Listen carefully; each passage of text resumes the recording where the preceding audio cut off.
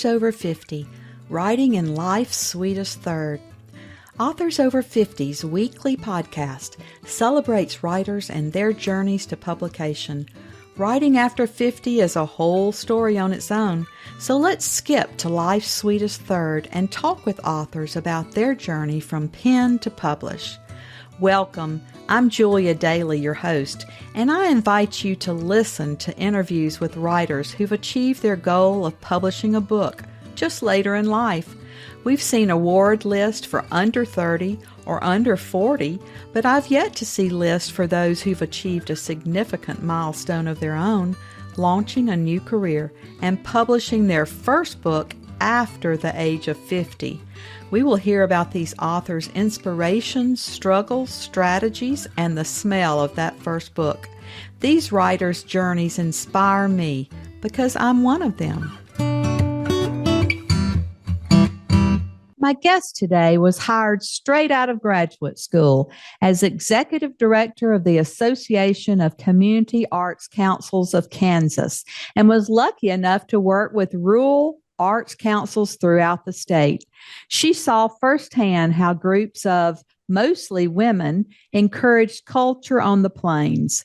From there, she went on to work for the National Endowment for the Arts as regional representative, eventually serving a territory that stretched over the Dateline, over the Equator, and over the Arctic Circle. To the Stars Through Difficulties is her first novel. Welcome to Authors Over 50, Romalyn Tilghman. Thank you so much.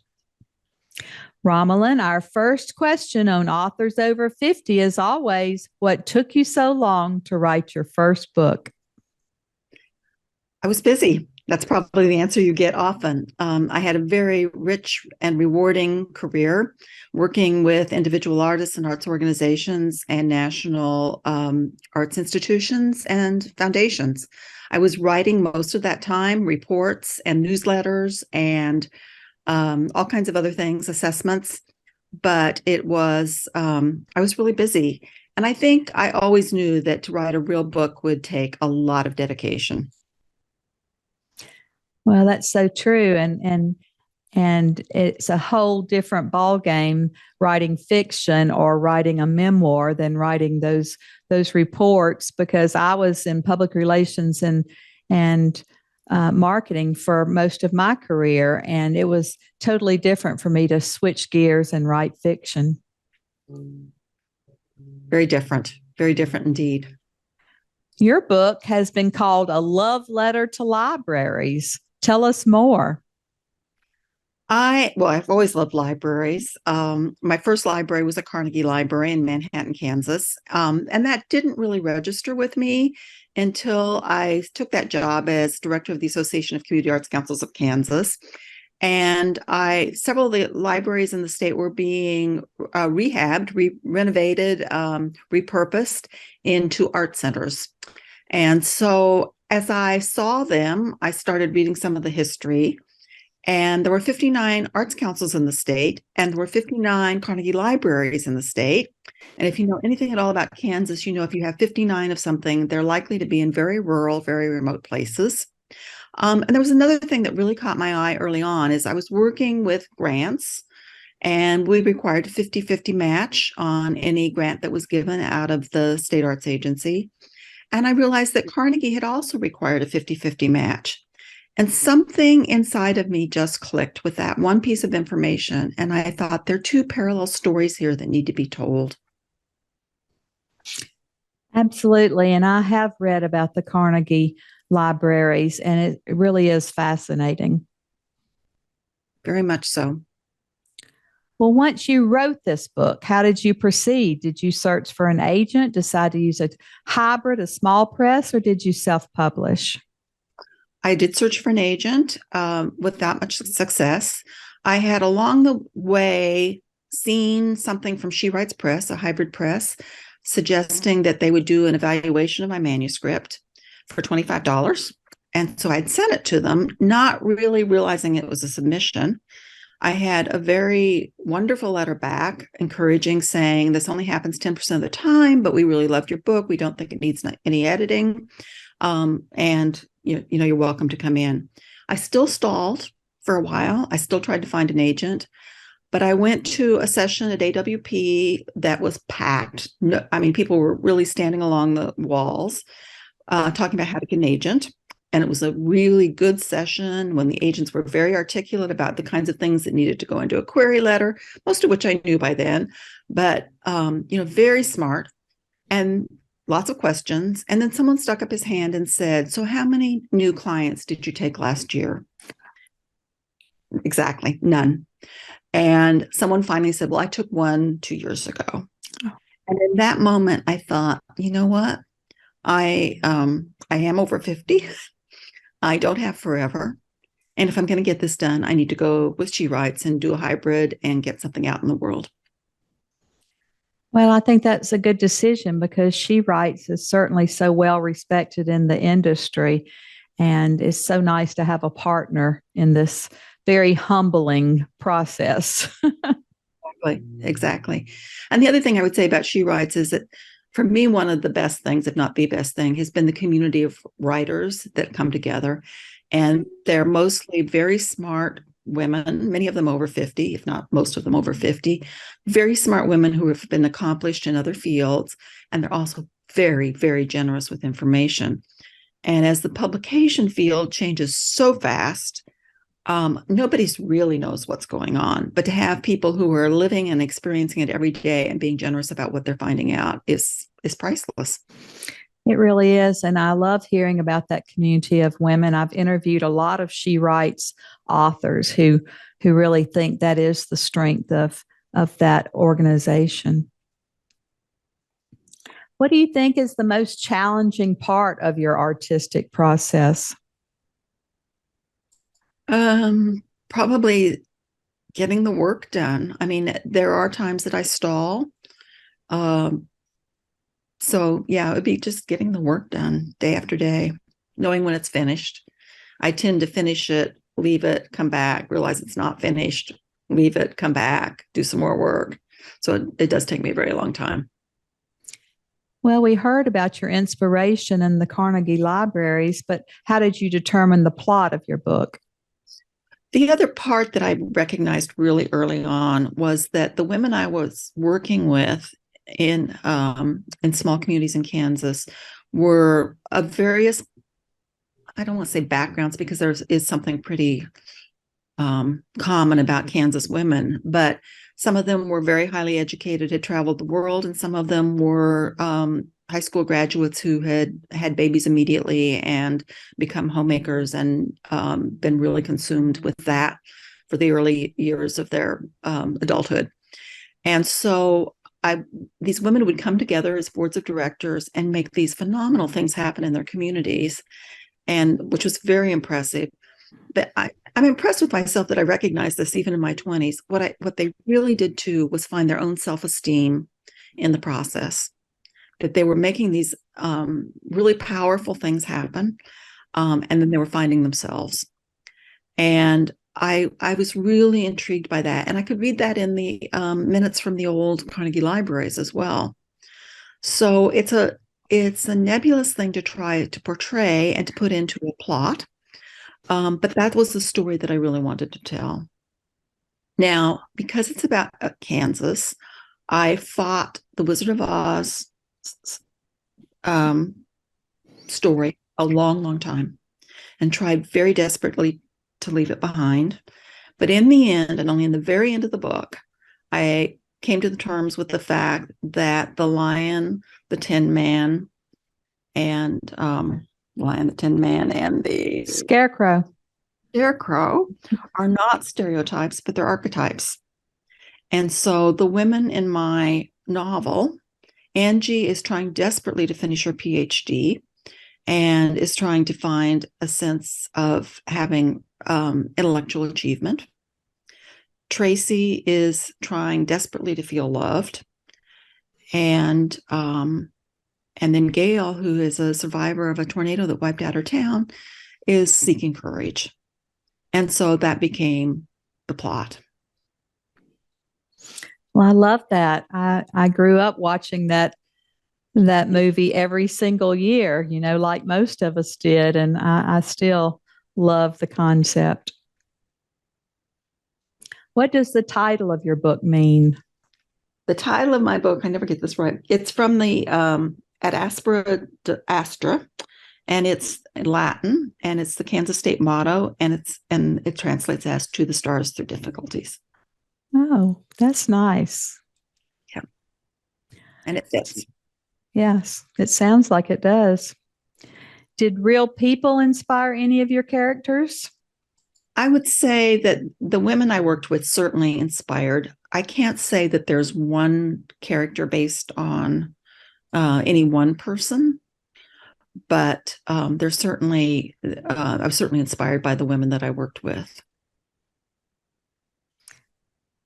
We writers want to be writing and we don't want to be publicizing ourselves.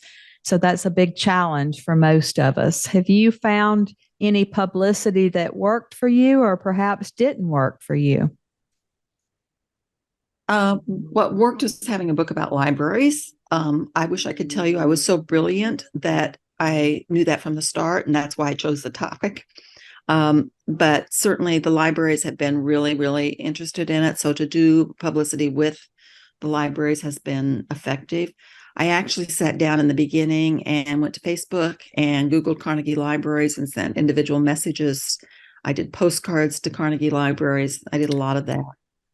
On the other end of it, I have done a couple of BookBub ads, and they have been most effective when I could get them. In terms of just selling a great volume of books.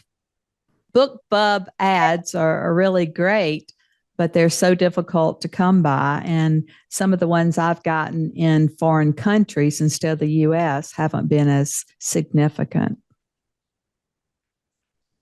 What about any specific books or seminars or writing retreats or groups that you can share that improved your writing journey? I did do 4 classes, I think, at UCLA Extension, which turned out to be very, very helpful. Largely, certainly for the input of some really fantastic professors, instructors, but also for learning the discipline of writing and having deadlines and having immediate feedback. I think that's something that new writers especially have a difficult time finding, as certainly at the level that they need. And so that really got me kickstarted into a career as a novelist. The other thing I did do a Jurassic residency under Heidi Duro, who wrote The Girl Who Fell from the Sky. And there were about 7 of us, I think, women who came together for a week, and that turned out to be very, very, very helpful.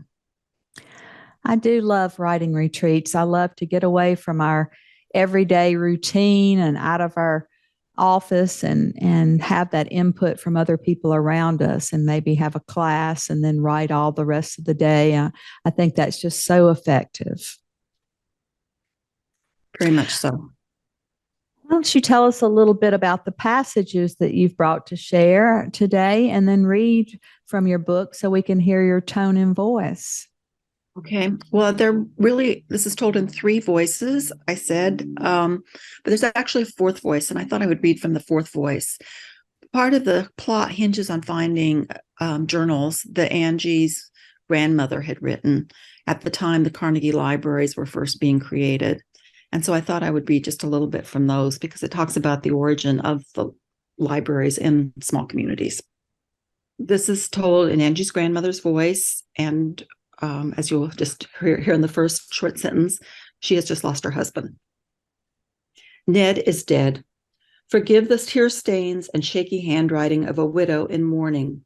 My world has turned upside down and backward since I wrote here 2 weeks ago. And now, dear diary, I write from the bottom of my heart and the depths of my soul. You will keep my secrets. When my dear sister Emily sent you to me, she expected me to document my efforts to tame the prairie. I have in fact done so, documented our successes and frustrations. But where, if not here, can I express my grief over Ned's death? I cannot ruin the quilt his mother treasured, crying into it, destroying the last remaining piece of the 500 pounds of bedding she brought in a covered wagon?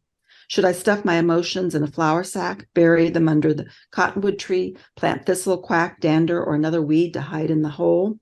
If only I could hide the hole in my heart. I fear it was my fault Ned was thrown from his horse. In my head, I know this cannot be true.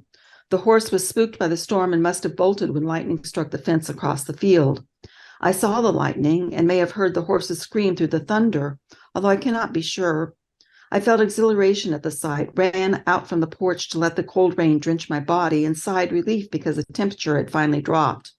The coming storm had hung over our heads all day, making the animals crazy and the humans crazier still. Little did I know the lightning bolt murdered my husband. Ned had been riding back from the hen house, and I still marvel that when I found him, the basket of eggs was intact, not a single broken shell, even though Ned's neck had snapped and he was no longer breathing. I did not find him until late that night, when the storm had passed and the sky was overflowing with stars. The horse has not dared to show her face here again. This is still in the diary. I forced myself to remember happiness. We were slightly giddy that night last month, almost intoxicated, but from ideas, not liquor, when we decided to secretly start planning to build a real library. They've had a circulating library in Kingman for almost 25 years, when members of the Women's Christian Temperance Union started in. Now they're approaching Mr. Andrew Carnegie for a grant to build a building, the same man who gave money for the library in Chestnut Hill. He's said to be giving out grants like hotcakes, and we're determined to get in line. At the meeting last month, we decided not to tell our husbands yet, wanting to tell them all at once in a unified effort. Timing is important, and we worried they were so consumed with their crops they would think our efforts frivolous.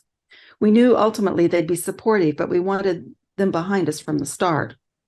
And so a plan was made. All of us laughed about how we needed to butter up the menfolk to get them to support our library efforts. Ruth said, "A way to the man's heart is through his stomach. I never ask for anything until I've baked my husband's favorite apple cobbler." Ada laughed and said, "I won't even tell you what I do when I want something." That led to a discussion of the play Lysistrata and the women who withheld sexual favors until their men stopped fighting and peace descended on Greece. What if we did the reverse, Ada asked. What if we agree to make an effort to cook and, make our husbands happy? Then we can tell them about our library plans before we make a public announcement. If it works for us separately, it should work for us together. Even Claire said she'd do her part, and Hortense whispered she'd wagered Claire would never even kiss her husband if she didn't want something. I hadn't giggled so hard since I was a schoolgirl. That's great. I love that you're using a diary as your format there. I think it was important because I was telling in these two timelines, and I wanted that intimacy of a first-person voice. Well, you certainly achieved it there. Thank you. What did you edit out of the book? Was there anything that you edited out? No, I thought about that. I'm sure there was, but I can't really remember what it was. Did you have to conduct research, a lot of research about the Carnegie libraries in Kansas, or did you know most of that information before you began? A little bit of both. I certainly had a box of information and notes that I had carried from, I think I counted it was in 6 garages over the period of decades. And there had been a couple of really good resources written early on. One was just it's a spiral bound piece done in Kansas, and another was a book done as a thesis, a dissertation about Carnegie libraries across the country. So I had those. And I had taken notes from the Lawrence Arts Center had renovated their Carnegie library, and they had a really wonderful scrapbook, and I'd taken notes from that. So I had a lot of that. So in that way it was done. But I also went back to Kansas after I had written most of the book. And there's the on-the-ground research that I think is entirely different. And it did involve being in libraries and reading more minutes. But I also went to Greensburg, Kansas, which had been totally destroyed. The whole town totally destroyed by a tornado. And they had were rebuilding from scratch. And that turned out to be just, still get goosebumps just thinking about it. So that was really, really important to me. And creating the third voice of Gail, of how to start over, how to build from scratch. And then I went into several Carnegie libraries on that trip, and also got into their minutes and really could pull language. And so, yeah, both. Yes, and both. What do you think writing success means to you?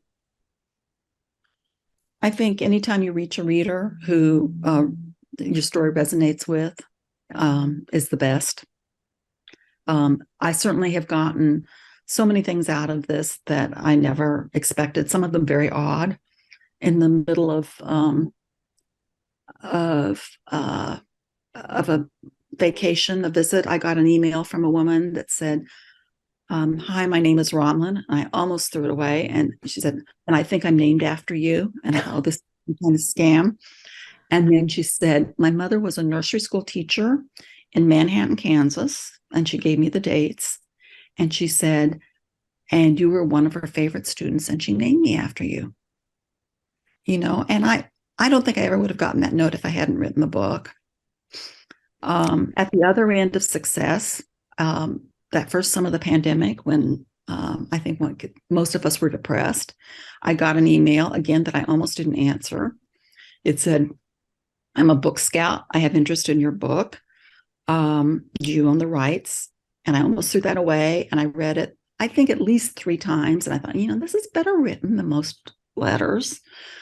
I Googled the company and it looked legitimate. And then I read it again. It said, all he asks is, "Do you own the rights?" And I can answer that question. So I wrote him back and I said, yes.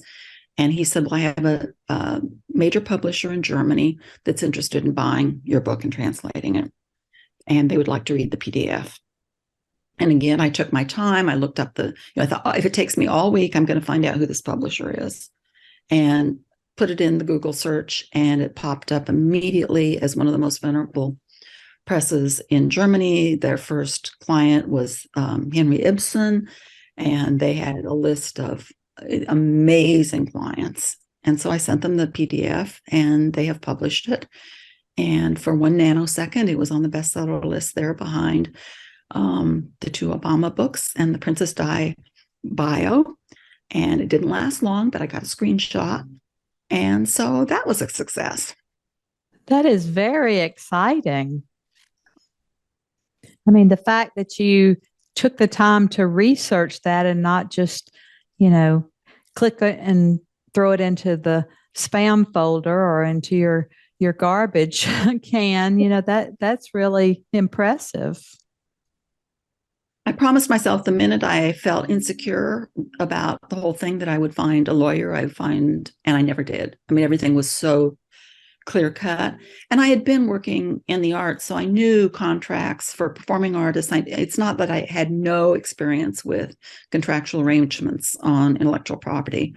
But yeah, it was quite a lift to my summer, let's say. Do you have any other books in you?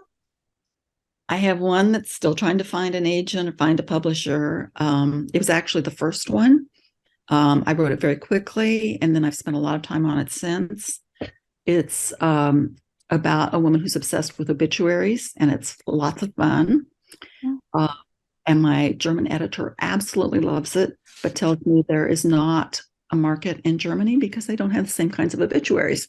I'm trying to find that. And then I'm writing another book, companion piece to the first one, to the Stars, that will go back to New Hope, Kansas, the fictional town. It wraps around in time, so it starts before and goes after. But hopefully it will make sense. And that's almost finished. Well, that's great. It seems like we've become prolific after we write that first book. Did that first book change your process of writing? Did you just get more inspiration from the first book being published, or did you learn to write more quickly? How did it change your process of writing? I wish I could say that.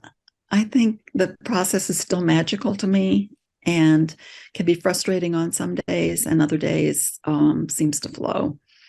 So I wish I could say I was better, faster, it was easier, but I really can't say it.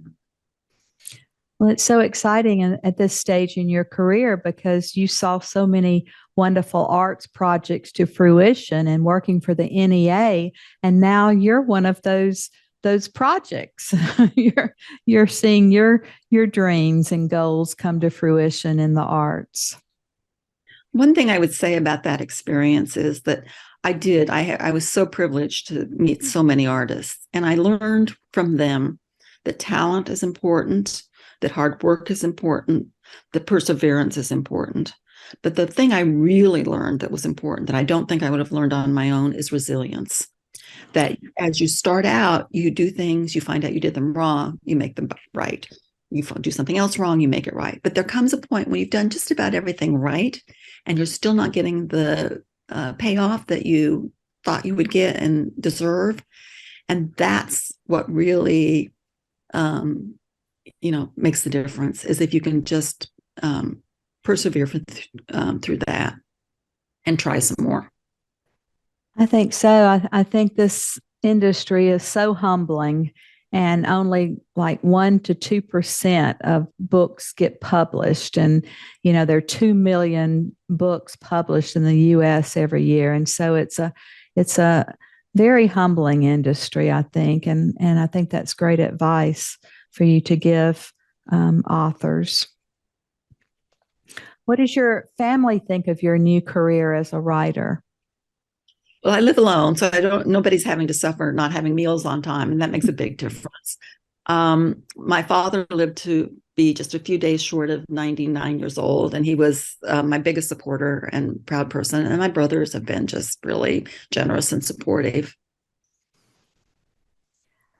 Well, that's great. I've talked to a lot of people who have written memoir, and that's not always the case in families. When you present family secrets, there's sometimes a little strife there. Well, Romalyn, as always, our last interview question, and you've pretty much answered this already, but our writers over 50 are quite a unique set. Do you have advice for writers 50 and above? I'm not sure it's different than for others, but I would say enjoy the ride. Every part of it is special.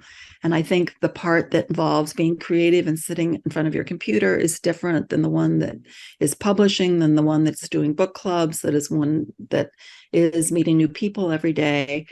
And I would just say, live in the moment and enjoy that part you're in today and make the most of it. And that's the privilege of old age, is being able to say that. I think that's very true. I'm interviewing people in their 70s, 80s, and 90s, and they're still writing beautiful work. And with the genes that you have from your father, I think you'll be doing the same thing. So thank you so much for being with us here today. We're happy to now say that you're counted among our authors over 50. Thank you so much. Thank you for joining us today. Please look for Authors Over 50 every Thursday, when we will have conversations with accomplished debut novelists over the age of 50. Please subscribe and share with a friend. And check out my own publication journey after 50 at www.juliadaily, that's DAILY, like dailynewspaper.com. Until next time, keep reading and writing. And remember, it's never too late to fulfill a dream in life's sweetest third.